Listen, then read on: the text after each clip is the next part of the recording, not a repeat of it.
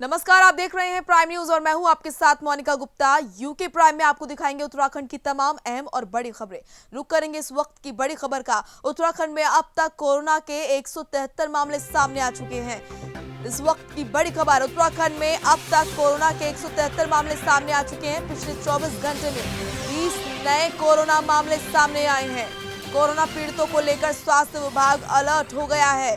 इस वक्त की बड़ी खबर, प्रदेश में कोरोना के मामले लगातार बढ़ रहे हैं और अब उनमें तेजी देखी जा रही है। आपको बता दें कि 20 नए मामले सामने आए हैं, जिससे कुल मिलाकर अब प्रदेश में कोरोना मरीजों का आंकड़ा 173 तक पहुंच चुका है। बड़ी खबर इस वक्त की, उत्तराखंड में अब तक कोरोना के 173 मामले सामने आ चुके हैं। पिछले 24 घंटे में 20 नए कोरोना मामले सामने आ गए हैं। कोरोना पीड़ितों को लेकर स्वास्थ्य विभाग अलर्ट पर है।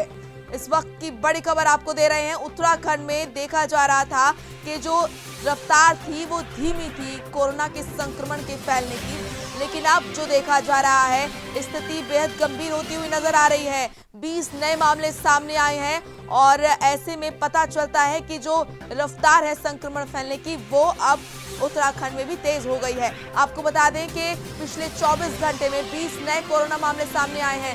पवन हमारे सहयोगी जुड़ चुके हैं। पवन, अब उत्तराखंड में भी कोरोना संक्रमण की जो रफ्तार है वो तेज होती हुई नजर आ रही है। 20 नए मामले पिछले 24 घंटे में सामने आए हैं। बिल्कुल मोनिका, आपको बता दें कि जिस तरीके से उत्तराखंड अभी तक सेफ जोन में देखा जा रहा था, लेकिन वही अब रेड जोन में परिवर्तित होता हुआ नजर आ रहा है। जैसे जैसे यहाँ पर प्रवासियों का आगमन बढ़ रहा है, वैसे वैसे यहाँ पर कोरोना मरीजों की भी पुष्टि होती नजर आ रही है। अभी ताजा आंकड़ा जो आया है, जो हेल्थ बुलेटिन जारी हुआ है, उसमें 20 लोगों में कोरोना की पुष्टि अभी पाई गई है पिछले 24 घंटे में, जिसमें से अल्मोड़ा में 3 और जनपद चंपावत में 7, देहरादून में 2 और जनपद हरिद्वार में 1, नैनीताल में 2 और जनपद पिथौरागढ़ में 2 व उत्तरकाशी में भी 3 कोरोना पॉजिटिव केस पाए गए। अब कुल मिलाकर अगर बात की जाए तो अब 173 का आंकड़ा ये उत्तराखंड में पहुंच चुका है। जिस तरीके से माना जा रहा था, क्योंकि पिछले जब तक ये प्रवासियों का आगमन नहीं हुआ था तब तक स्थिति काफी नियंत्रण में थी और लगभग सभी एक डिस्ट्रिक्ट को अगर छोड़ दिया जाए, हरिद्वार उस समय रेड जोन में जरूर था, लेकिन वहीं 2 जनपद जो है उसमें ऑरेंज जोन में थे, बाकी सभी जनपद यहाँ पर ग्रीन जोन में थे। लेकिन अब फिर से रेड जोन में होने की संभावनाएं नजर आ रही हैं, क्योंकि अभी जो कल से फिर से उसकी समीक्षा होगी। जिस तरीके से जो उसका आकलन किया जाएगा उसमें माना जा रहा है कि रेड जोन में परिवर्तित कई जिले हो सकते हैं। पवन, जैसा कि आपने बताया कि प्रवासी मजदूर जैसे जैसे आ रहे हैं वैसे वैसे जो रफ्तार है संक्रमण की वो फैल रही है संक्रमित लोगों की, तो ऐसे में जाहिर सी बात है कि जो बाहरी राज्यों से जो प्रवासी मजदूर आ रहे हैं उन पर ध्यान देना बेहद जरूरी है। तो ऐसे में सरकार क्या कर रही है? प्रदेश सरकार की तरफ से क्या कुछ तैयारियां नजर आ रही हैं? बिल्कुल मोनिका, इसको लेकर के हाई कोर्ट नैनीताल ने भी सरकार को चेतावनी दी है कि जो भी लोग बाहरी राज्यों से आ रहे हैं उनको संस्थागत क्वारंटाइन किया जाए, बॉर्डर पे उनकी स्क्रीनिंग की जाए, उनको संस्थागत क्वारंटीन किया जाए। लेकिन इसको लेकर के अभी परसों जब कैबिनेट हुई थी उसमें विस्तृत रूप से चर्चा हुई। कैबिनेट में ये फैसला लिया गया कि अब कोर्ट को अपना पक्ष रखते हुए बताएंगे कि हम सभी लोगों को क्वारंटाइन इंस्टीट्यूशनल क्वारंटाइन करने में सक्षम नहीं है। कहीं कहीं अड़चने आ रही हैं। जो जितने प्रवासी बाहर से आ रहे हैं उनको रखना काफी मुश्किल है, क्योंकि क्वारंटाइन के जो नियम कानून और प्रोटोकॉल होता है उसके अनुसार हमारे पास व्यवस्थाएं उस बॉर्डर एरिया पर नहीं है। यही वजह है कि अब उनको होम क्वारंटाइन एक अच्छा माध्यम माना गया है। लेकिन अब देखना ये होगा कि जिस तरीके से जिस रफ्तार से ये कोरोना पॉजिटिव केस जो बढ़ रहे हैं उसको देखते हुए सरकार क्या नया कदम उठाती है ये आने वाला वक्त ही बताएगा। लेकिन अभी की जो स्थिति है वो काफी नाजुक दिखाई दे रही है। पवन, जिस तरह से आपने बताया कि जो स्थिति है वो बेहद नाजुक है, ऐसे में बहुत जरूरी हो जाता है कि प्रदेश सरकार बहुत जल्द ही कोई कदम उठाए, क्योंकि स्थिति और भी गंभीर हो सकती है। बिल्कुल इस पर विचार चल रहा है और जिस रफ्तार से ये केस बढ़ रहे हैं उसको देखते हुए जल्द ही कोई न कोई सरकार कठोर कदम उठाएगी और इस पर नियंत्रण करने के लिए जो भी जरूरी एहतियात हो सकते हैं वो उन सब चीजों का पालन किया जाएगा। चलिए, बहुत बहुत शुक्रिया आपका तमाम जानकारी के लिए पवन। तो किस तरह से प्रदेश में आंकड़े बढ़ रहे हैं, तेजी से बढ़ रहे हैं, ये हमारे संवाददाता पवन ने बताया और आपको बता रहे हैं कि प्रवासी मजदूर जैसे जैसे प्रदेश में एंटर कर रहे हैं वैसे वैसे जो संख्या है संक्रमित लोगों की वो तेजी से फैल रही है। आपको बता दें कि पिछले 24 घंटे में 20 संक्रमित लोग सामने आए हैं। चलिए रुक करेंगे अगली खबर की ओर। मसूरी से 40 प्रवासी मजदूर भेजे गए हैं छत्तीसगढ़। इस वक्त की बड़ी खबर आपको दे रहे हैं मसूरी से, जहां पर मसूरी से 40 प्रवासी मजदूर छत्तीसगढ़ भेजे गए हैं। सभी प्रवासी मजदूरों की जांच हो रही है। मजदूरों को ट्रेन से रवाना किया गया। इस वक्त की बड़ी खबर आपको दे रहे हैं, मसूरी से 40 प्रवासी मजदूरों को छत्तीसगढ़ भेजा गया है। मजदूरों को उनके घर के लिए रवाना किया गया है। शुक्रवार को मसूरी कोतवाल विद्याभूषण नेगी के नेतृत्व में 40 मजदूरों को प्राइवेट बसों से देहरादून महाराणा प्रताप स्टेडियम के लिए रवाना किया गया, जहां पर उनका स्वास्थ्य परीक्षण करने के बाद रेल के माध्यम से छत्तीसगढ़ भेजा गया। इस मौके पर छत्तीसगढ़ के मजदूर काफी खुश थे। उनका कहना था कि सरकार द्वारा उनकी काफी मदद की गई है। तो आपको बता दें कि मसूरी से 40 प्रवासी मजदूरों को छत्तीसगढ़ भेजा गया। सबसे पहले इन तमाम मजदूरों की मेडिकल जांच की गई और जब देखा गया, पाया गया कि किसी प्रकार की कोई गड़बड़ नहीं है, किसी में किसी प्रकार का कोई संक्रमण नहीं है, सभी की तबीयत ठीक है, ऐसे में उनको घर के लिए रवाना किया गया। ट्रेन से मजदूरों को रवाना किया गया। सुनील सोनकर हमारे सहयोगी जुड़ चुके हैं। सुनील, 40 प्रवासियों को छत्तीसगढ़ भेजा गया है मसूरी से, क्या कुछ जानकारी आपके पास?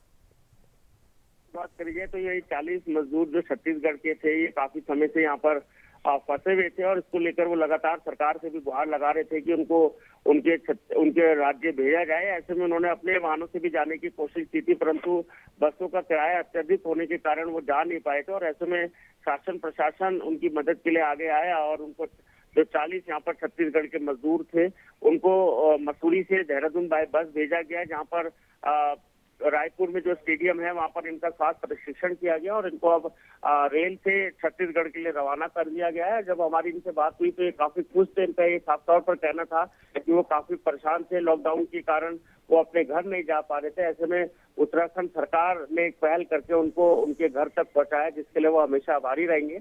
वहीं अगर मसूरी कोतवाल की बात करी जाए तो वो भी लगातार कोशिश कर रहे हैं कि जो लोग अपने घर जाना चाहते हैं तो वो प्रॉपर चैनल से घर जाएं और उनकी पूरी यहाँ पर जांच प्रशिक्षण करके उनका पूरा वेरीफाई किया जा रहा है, जिससे कि सही तरीके से वो अपने घर पहुंच सके। जी बिल्कुल। जिस तरीके से सुनील आप फील्ड पर रहते हैं, आप भी देखते होंगे, और क्या आपने पाया, क्या वाकई जो तैयारियां हैं सरकार की तरफ से वो संतुष्ट करने वाली दिखी आपको? क्या तमाम जो नियम है लॉकडाउन का उनका पालन किया गया मजदूरों को उनके राज्य भेजते समय? जी देखिए मोनिका, अगर बात करी जाए तो लॉकडाउन के और सोशल डिस्टेंसिंग का पालन तो किया गया, परंतु जो प्रवासी मजदूर हैं वो काफी परेशान है, क्योंकि तो अब ढील दी गई है जहां पर भेजने की बात की जा रही है। अगर वो पहले की जाती तो शायद इतना जो संक्रमण लगातार फैल रहा है वो ना होता, क्योंकि अब प्रदेश की अगर बात करी जाए तो बहुत तेजी से अब कोरोना वायरस फैल रहा है और उत्तराखंड में भी लगातार केसेस बढ़ गए हैं। आज 20 केसेस आए हैं। तो ऐसे में लोगों का ये कहना है कि अगर ये चीजें पहले कर दी जाती तो जो इतना तेजी से ये वायरस फैल रहा है वो रुक सकता था। और जो लोग प्रवासी जाने वाले हैं, क्योंकि वो काफी परेशान थे और अब कोशिश की जा रही है कि उनको रेल या बस या बाय एयर, क्योंकि 25 से हवाई सेवा भी खुल रही है, तो उनको अपने घर तक भेजा जाए। परंतु सरकार ने जो भी निर्णय लिया वो देरी से लिया, इसका खामियाजा यहाँ पर प्रवासी मजदूरों को भी भुगतना पड़ रहा है। और अगर उत्तराखंड की बात करी जाए तो अब पहाड़ों में भी कोरोना का फैलना शुरू हो चुका है, जो ये माना जा रहा है कि आने वाले समय पे एक बहुत बड़ा ये फैल जाएगा, जिससे लोगों को खासी दिक्कतें यहाँ पर हो सकती है। जी बिल्कुल सुनील, आप बने रहिए हमारे साथ। तो आपको बता दें कि प्रदेश में लगातार मामले बढ़ते हुए नजर आ रहे हैं। कुल मामले 173 हो चुके हैं और ऐसे में बहुत जरूरी हो जाता है कि प्रदेश सरकार कोई बड़ा कदम जरूर उठाए प्रवासी मजदूरों को लेकर। चलिए रुक करते हैं अगली बड़ी खबर की ओर। मसूरी में श्रम कानून को लेकर विरोध प्रदर्शन चल रहा है। ट्रेड यूनियन कांग्रेस का ये धरना प्रदर्शन है। बड़ी खबर, मसूरी में श्रम कानून को लेकर विरोध प्रदर्शन। ट्रेड यूनियन कांग्रेस का ये धरना प्रदर्शन हो रहा है। केंद्र सरकार के खिलाफ जमकर नारेबाजी हो रही है। लॉकडाउन के बाद देशव्यापी आंदोलन की चेतावनी दी गई है। इस वक्त की बड़ी खबर आपको दे रहे हैं मसूरी से, जहां पर मसूरी में श्रम कानून को लेकर प्रदर्शन हो रहा है। ट्रेड यूनियन कांग्रेस का धरना प्रदर्शन, केंद्र सरकार के खिलाफ जमकर नारेबाजी की जा रही है। सुनील सोनकर हमारे सहयोगी जुड़े हुए हैं। सुनील, क्या कुछ जानकारी है आपके पास? देखिए, अगर यहाँ पर ट्रेड यूनियन की बात करी जाए तो सरकार के द्वारा ये देशव्यापी जो मजदूर यूनियन है उनके द्वारा ये देशव्यापी धरना कल से दिया गया था और इनके समर्थन में मसूरी की जो ट्रेड यूनियन है वो भी आए। उनका ये साफ तौर पर कहना था जो मजदूर को लेके जो पॉलिसी बनी है उसमें कई तब्दीली यहाँ पर केंद्र सरकार ने कर दी है, जिसका खामियाजा यहाँ पर मजदूरों को भुगतना होगा। उन्होंने कहा, इस समय अगर पूरे देश की बात करी जाए तो लॉकडाउन के कारण वैसे ही मजदूर बहुत ज्यादा परेशान है। उनकी मदद करने के बजाय उनके कानूनों में जो बड़े उद्योगपति है, जो बड़े अमीर ज्यादा लोग हैं, उनको फायदा पहुंचाने के लिए यहाँ पर मजदूरों का शोषण किया जा रहा है, उसका बिल्कुल भी वो बर्दाश्त नहीं करेंगे। और उन्होंने एक ज्ञापन भी यहाँ पर दिया है केंद्र सरकार को और राज्य सरकार को कि जो नियम में चेंजेस किए गए हैं वो नियम सारे वापस लिए जाए। वही जो मजदूर, प्रवासी मजदूर सड़कों पर है, उनको उनके घर तक भेजा जाए, क्योंकि अब गर्मी का प्रकोप भी लगातार बढ़ रहा है। ऐसे में कई मजदूर सड़कों में पैदल चलने को मजबूर है। तो उन्होंने ये सारी मांगे करी और उनका ये साफ तौर पर कहना था कि जो नियम में बदलाव किए गए हैं और जो एक मजदूरों के साथ जो अनहित किया गया है उसको लेकर लॉकडाउन के बाद एक बड़ा आंदोलन पूरे देश में किया जाएगा, जिसका खामियाजा आने वाले समय पे केंद्र की और राज्य की सरकार को भुगतना होगा। जी सुनील, क्या कहना है इन लोगों का जो प्रदर्शन कर रहे हैं? कब तक इनका प्रदर्शन यूं ही जारी रहेगा? कि देखिए, क्योंकि ये देशव्यापी प्रदर्शन कल शुरू हुआ था और एक दिवसीय ये पूरा यहाँ पर धरना था पूरे देशव्यापी, और इस पर धरने के माध्यम से एक संकेत देने का काम यहाँ पर मजदूरों ने किया है, खासकर मजदूर यूनियन ने, कि जिस तरीके से सरकार लगातार जो श्रमिक कानून है उसको कमजोर कर रही है, उसमें सीधा देखा जा रहा है कि श्रमिकों का अनहित कर बड़े बड़े उद्योगपति को यहाँ फायदा पहुंचाने की बात कर रहे हैं। कई जगह से अगर लॉकडाउन की बात करी जाए तो बड़े बड़े प्रतिष्ठान बंद हो चुके हैं, होटल बंद हो चुके हैं। ऐसे में सारे लोगों को यहाँ से, जो कर्मचारी वहाँ काम करते थे, उनको हटा दिया गया है। आज उनके पास रोजी रोटी का संकट हो गया है। ऐसे में सरकार उनकी मदद करने के बजाय वो श्रमिक कानूनों में फेरबदल कर रही है, तो उसका सारा जो खामियाजा है वो गरीब मजदूर को पर पड़ रहा है। ऐसे में मजदूर जाए तो जाए कहाँ, इसी को लेकर ये पूरा आंदोलन देशव्यापी इसको कह सकते हैं कि एक चेतावनी के तौर पर यहाँ पर दिया गया है। और जो ट्रेड यूनियन है उन्होंने साफ तौर पर कहा है कि अगर सरकार अभी भी नहीं चेती तो जैसे ही लॉकडाउन खुलेगा पूरे देश में इस बड़े आंदोलन को अंजाम दिया जाएगा। और केंद्र की जो भाजपा सरकार है, जो उसने कथनी, खासकर चुनाव के समय पे जो वादे यहाँ पर मजदूर के साथ किए गए थे, उन सबको लेकर आगे आया जाएगा और उनकी कथनी और करनी को जनता के सामने लाया जाएगा। जी चलिए, बहुत बहुत शुक्रिया आपका तमाम जानकारी के लिए सुनील। इससे पहले भी श्रम कानूनों में छेड़छाड़ करने का उन पर हमारे द्वारा विरोध किया गया था, परंतु इस कोरोना महामारी की आड़ में जो श्रम कानूनों में हेराफेरी की जा रही है, बदली की जा रही है, कई महीनों से मजदूर, आज आप देख रहे होंगे पूरे देश में जो है सड़कों पे बेरोजगार घूम रहा है, नौकरियों से हटा दिया गया है और उसके भविष्य का कोई सुरक्षित नहीं है। और जो केंद्र सरकार की श्रम विरोधी नीतियां हैं, जो श्रम कानूनों में लगातार छेड़छाड़ किया जा रहा है, उन तमाम सवालों को लेकर आज पूरे देश के अंदर जो 11 ट्रेड यूनियन हड़ताल पर है। इसी क्रम में आज हम मसूरी में बैठे हैं। आप देख रहे होंगे कि श्रम कानून में जो बदलाव किया जा रहा है उनमें जो है वही वाली स्थिति पैदा कर दी है सरकार ने कि मालिक जब मर्जी तब कर्मचारियों को हटा सकता है, जब मर्जी तब जो है बिना नोटिस को हटा सकता है। दूसरा, मालिक को छोड़ दी गई है कि वो कर्मचारियों को जो है वेतन दे या न दे। इन तमाम सवालों पे हम जो है धरना प्रदर्शन कर। चलिए, रुक करेंगे अगली खबर की ओर। देश में फैली महामारी के चलते मुस्लिम उलेमाओं ने घर पर ही ईद की नमाज अदा करने की अपील की है। उनका कहना है कि इस महामारी को रोकने के लिए सरकार ने देश भर में लॉकडाउन किया गया है, जिसका पालन करना सभी का धर्म है। इस महामारी से निपटने के लिए भारतवासियों को एकजुट होकर सरकार के इस फैसले का सहयोग करना होगा। वहीं मुफ्ती मासूम कासमी ने मुस्लिम समाज के लोगों से अपील करते हुए कहा कि इस ईद के त्योहार पर ईद की नमाज घर पर ही अदा करें, ईद पर किसी के घर न जाएं, सोशल डिस्टेंस का पालन करें और अपने घरों में इस त्योहार को मनाएं।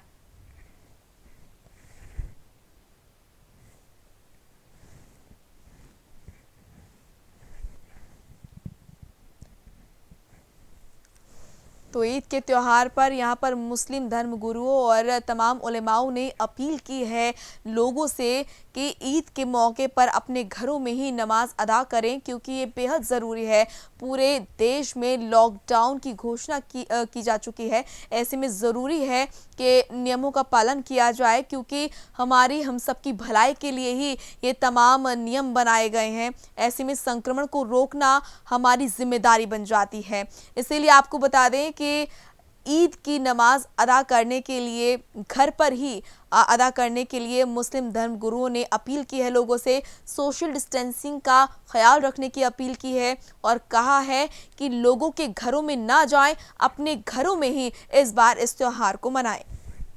विभिन्न थाना क्षेत्र विभिन्न तारीखों में जो है बात कर रहे हैं, हमें इनका द्वारा भी आश्वासन दिया गया है कि जो नियम जो अभी दिया गया उसका पालन करेंगे। उसके अलावा जो है देवबंद ने से फतवा जारी किया है कि जो अभी लॉकडाउन में जो मानक अनुसार जो है उनका त्यौहार बढ़ाने के लिए उसको भी उन्होंने समर्थन दिया है। इसलिए उम्मीद है कि पूरी तरीके से शांतिपूर्ण तरीके से, जैसा कि महामारी का दौर है और बीमारी के अंदर दिन ब दिन इजाफा ही होता हुआ जा रहा है, तो मेरी आपके चैनल के ज़रिए से लोगों से यही अपील है कि वह हज़रात कानून का पालन करें और सोशल डिस्टेंसिंग को बना करके रखें, समाजी फासले रखें, दूरियां रखें। वहीं रुड़की में एक और कोरोना पॉजिटिव मरीज मिला है। स्वास्थ्य विभाग और पुलिस टीम ने आपको बता दें कि पूरी गली सील कर दी है। मुंबई से लौटा था संक्रमित युवक। बड़ी खबर, रुड़की में एक और कोरोना पॉजिटिव मरीज मिला है। स्वास्थ्य विभाग और पुलिस टीम ने पूरी गली को सील कर दिया है। बताया जा रहा है कि जो संक्रमित युवक है वो मुंबई से लौटा था। बॉर्डर पर हुई थी युवक की चेकिंग।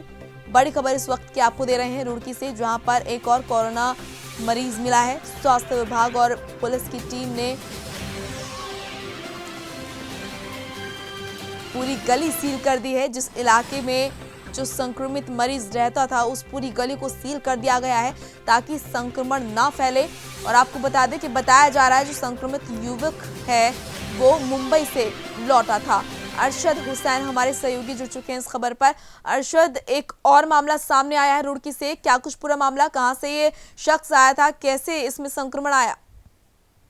हाँ बिल्कुल मोनिका, जिस तरह से अगर बात की जाए उत्तराखंड में जितने भी संक्रमित बढ़ते जा रहे हैं, वहीं कोरोना पॉजिटिव एक और पाया गया है जो कि आदर्श नगर रुड़की का रहने वाला है। कुछ ही दिन पहले ये मुंबई से रुड़की के लिए आया था। हालांकि इसका चेकअप जो है बॉर्डर पे ही किया गया था, पर अगर बात की जाए तो बॉर्डर पर ही इसका चेकअप भी किया था। उसका पर जो इसकी रिपोर्ट थी वो हाल में ही आई है, जिसके बाद पूरी गली को सील भी कर दिया गया। तो कहीं ना कहीं प्रशासन और स्वास्थ्य अधिकारी अपनी तरफ से पूरी सतर्कता बरत रहे हैं और इन लोगों को कहीं ना कहीं सैनिटाइज भी कराया जा रहा है, गली को भी सैनिटाइज किया गया है। तो कहीं ना कहीं रुड़की में कल ही 2 और कोरोना पॉजिटिव मिले थे, जिसमें एक रुड़की का रहने वाला था, दूसरा लंडोरा का। तो वहीं आदर्श नगर में भी एक और मिलने से कहीं ना कहीं प्रशासन के लिए मुश्किलें बहुत बढ़ी हैं मोनिका। बिल्कुल, ऐसे में आप देख रहे हैं अरशद कि तमाम वो लोग जो प्रवासी मजदूर हैं, बाहरी राज्यों से आ रहे हैं, उनसे संक्रमण ज़्यादा फैल रहा है। तो ऐसे में बहुत ज़रूरी हो जाता है कि प्रदेश सरकार कोई सख्त कदम उठाए प्रवासी मजदूरों के लिए, क्योंकि जो मामले हैं वो लगातार बढ़ते हुए नजर आ रहे हैं। तो प्रदेश सरकार की तरफ से क्या कुछ अभी कदम उठाए गए हैं या फिर क्या कुछ तैयारियां आपको नजर आ रही हैं? देखिए, बता दूं कि खास तौर पे जब से प्रवासी उत्तराखंड में प्रवेश कर रहे हैं, तमाम बॉर्डरों पे पुलिस फोर्स के साथ साथ कहीं ना कहीं मेडिकल टीम भी मौजूद है और हर तरह से जांच परख के ही उत्तराखंड में प्रवेश दिया जा रहा है। पर उसके बावजूद जो लोग पहुंच रहे हैं, कई लोग ऐसे हो चुके हैं जिसमें लगभग 147 अब उत्तराखंड में जो है इन लोगों की संख्या बढ़ गई है, क्योंकि सारे ही जो प्रवासी आ रहे हैं उनमें ही कोरोना पाया जा रहा है। तो हालांकि इनका चेकअप भी वहां पर किया जा रहा है, पर कुछ दिन बाद इनकी रिपोर्ट आ रही है जिसको लेकर एकदम सतर्क हो जाते हैं। हालांकि अगर प्रशासन को चाहिए कि बॉर्डर पे ही उनका चेकअप करे और वो चेकअप हो भी रहा है, बावजूद उसके रिपोर्ट जो है कुछ थोड़ी लेट आ रही है, जिसके बाद इन्हें पता चलता है। उसके बाद कुछ और अन्य लोगों को भी इन लोगों को हिफाजत करनी पड़ती है। तो कहीं ना कहीं बड़ी परेशानी का सबब जो है उत्तराखंड सरकार के लिए भी बन चुका है। बाहर के प्रवासी जो उत्तराखंड में प्रवेश आ रहे हैं, तो काफी दिक्कतें जो है प्रशासन और मेडिकल टीम के लिए आ रही है।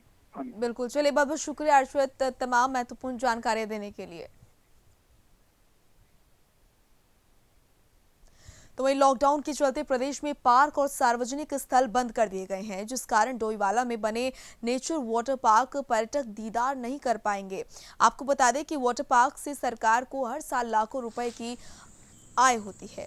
कोरोना के चलते नहीं खुलेंगे वाटर पार्क, तो क्योंकि पूरे देश में लॉकडाउन की घोषणा की जा चुकी है, ऐसे में अब डोईवाला में भी जो वाटर पार्क है उसको बंद कर दिया गया है, तो लाखों का नुकसान यहाँ पर प्रदेश सरकार को हुआ है। पिकनिक स्पॉट लच्छीवाला अभी भी बंद है। जी हाँ, कोरोना आपदा की वजह से इस लच्छीवाला वाटर पार्क को भी लॉकडाउन किया गया है। 25 मार्च से ये पार्क बंद है और आगे कब तक बंद रहेगा अभी कुछ कह नहीं सकते, क्योंकि लॉकडाउन 4 भले ही शुरू हो गया हो, कुछ रियायतें ज़रूर मिल गई हों, लेकिन वाटर पार्क को फिलहाल बंद रखा गया है। तो हम कह सकते हैं कि मई जून का सीज़न है, लोगों को बड़ी उम्मीद थी कि शायद ये वाटर पार्क खुल जाए, लेकिन ऐसा हुआ नहीं। अगले आदेश तक फिलहाल ये वाटर पार्क बंद रहेगा। पूरी तरह से गतिविधियाँ यहाँ पर रोक दी गई हैं, किसी तरह का किसी को अंदर जाने की परमिशन नहीं है। तो हम कह सकते हैं कि जो बाहर से आने वाले पर्यटक थे, जिन्हें यहाँ इस वाटर पार्क का आनंद लेना था, वो कहीं ना कहीं आज भी पर्यटक इस पार्क से दूर हो गए हैं। और क्योंकि कोरोना वायरस, जब सब लोग जानते हैं कि आपदा अभी भी हमारे सामने है, जिस तरह से केस आ रहे हैं उसको देखते हुए फिलहाल एहतियात के तौर पे अगले आदेशों तक ये वाटर पार्क बंद रहने वाला है। राजकुमार अग्रवाल, प्राइम न्यूज़, डोईवाला। वहीं विकासनगर से इस वक्त की बड़ी खबर आ रही है। रामबाग हरबतपुर में सांप का रेस्क्यू किया गया।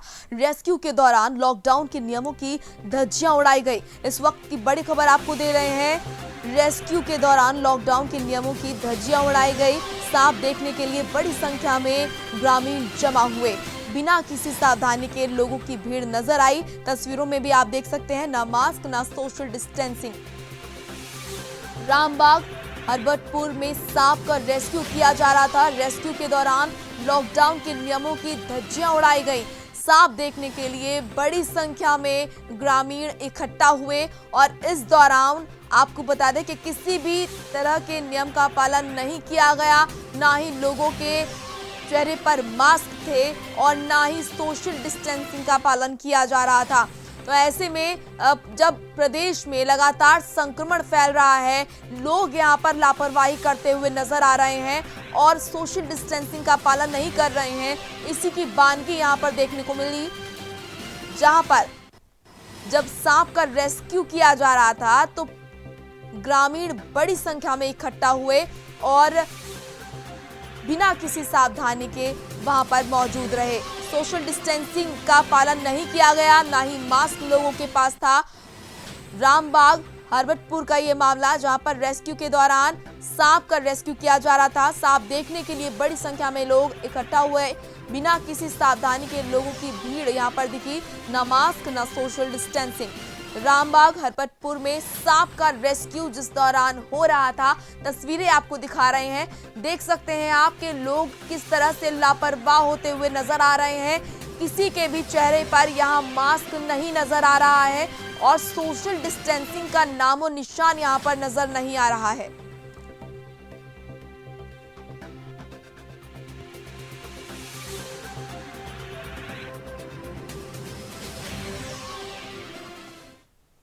तो प्रदेश सरकार में लगातार मामले बढ़ रहे हैं कोरोना के, और इसके बावजूद लोगों की लापरवाही इस तरह से नजर आ रही है। चलिए रुक करते हैं अगली खबर की ओर। विकासखंड पोखरा के अंतर्गत ग्राम मेलगांव के दिव्यांग धर्मपाल सिंह नेगी ने अपनी दिव्यांगता को अपने हौसले के सामने विफल कर अपने गांव में ही एक स्वरोजगार अपनाकर फूलों और सब्जी की खेती को अपनी आय का जरिया बनाया।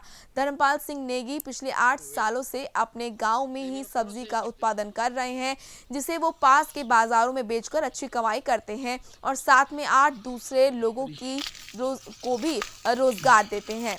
तो दिव्यांग के जज्बे को सलाम यहाँ पर करता है प्राइम न्यूज़। किस तरह से रोजगार लोगों को भी वो दे रहे हैं और खुद भी लोगों को ये सीख दे रहे हैं कि किस तरह से रोजगार अपनाया जा सकता है नए नए तरीकों के साथ। फूलों और सब्जी की खेती से स्वरोजगार दूसरे लोगों को भी वो रोजगार दे रहे हैं। मिर्च, कभी भिंडी, तरह तरह की खेती। और इस बार उन्होंने ये लिलियम नीदरलैंड का फूल है, इनकी खेती जलावन द्वारा इन्होंने की लेकिन लॉकडाउन की वजह से इनके ये फूल आगे मंदिर या होटल बंद होने की वजह से जा नहीं पाए।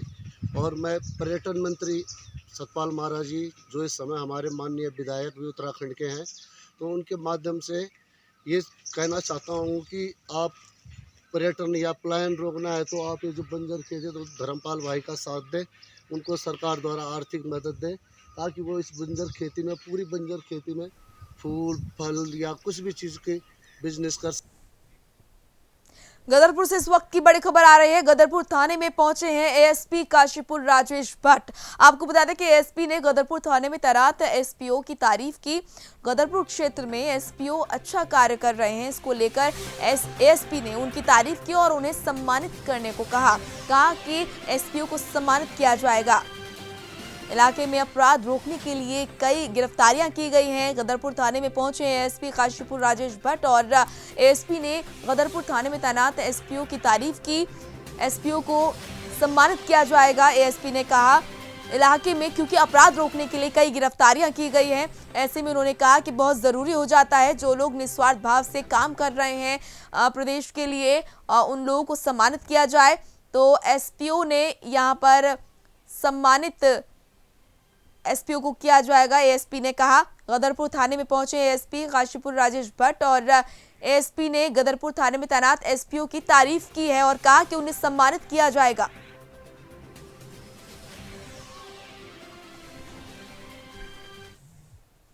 अपने देश की सेवा कर रहे हैं, वो बिल्कुल निस्वार्थ भावना से सेवा कर रहे हैं। मैं रात की घटना के बारे में आपको बता दूं कि थानाध्यक्ष माननीय जसविंदर सिंह जी के निर्देशानुसार पुलिस टीम के साथ एसपीओ द्वारा सहयोग करके जो काफ़ी टाइम से लूट की घटनाओं को अंजाम दे रहे थे, उन लोगों को पकड़ा गया। पुलिस के साथ कंधे से कंधा मिला करके वो लोग काम कर रहे हैं।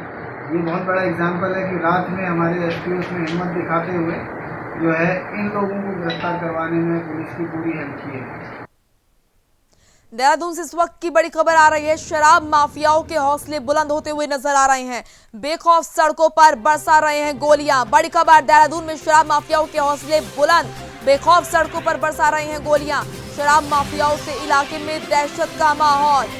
इस वक्त की बड़ी खबर आपको दे रहे हैं देहरादून से, जहां पर शराब का काला कारोबार किस तरह से फल फूल रहा है, इसकी बानगी देखने को मिल रही है। आपको बता दें कि शराब माफियाओं से इलाके में दहशत मची हुई है। देहरादून में शराब माफियाओं के हौसले कितने बुलंद हैं, इसका नजारा देखने को मिला जब सड़कों पर गोलियां बरसाई गईं।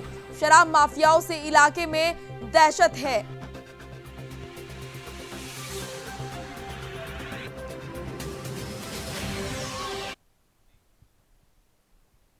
चलिए फिलहाल रुक रहे हैं एक छोटे से ब्रेक के लिए, जल्द हाजिर होंगे।